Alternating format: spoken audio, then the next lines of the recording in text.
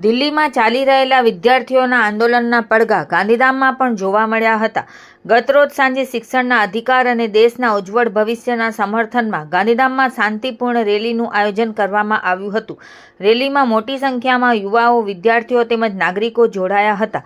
આયોજકોના જણાવ્યા મુજબ રેલીનો હેતુ દેશભક્તિની ભાવના સાથે શિક્ષણના મુદ્દે જાગૃતિ લાવવાનો હતો.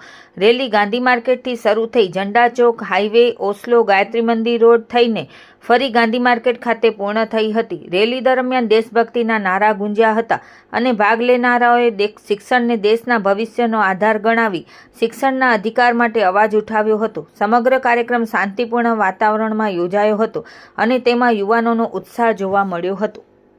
30 बच्चों ने आपघात किया है, ये आपकी मॉरल रिस्पॉन्सिबिलिटी होनी चाहिए. किसी को आपको बोलना नहीं चाहिए, आपको खुद ही राजीनामा दे देना चाहिए.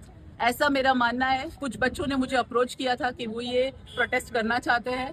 मैंने सिर्फ उनकी मदद की है, लेकिन मुझे देखकर बहुत अच्छा लगा कि जब ये युवा धन जागेगा ना, तब असली क्रांति आएगी. और मैं ये चाहती हूँ कि ये जो क्रांति है, फ्यूचर में ये सब लोग बहुत प्राउडली कहें कि वो जो बदलाव आया था, वो जो पॉजिटिव चेंज आया था, हम भी उसका एक भाग.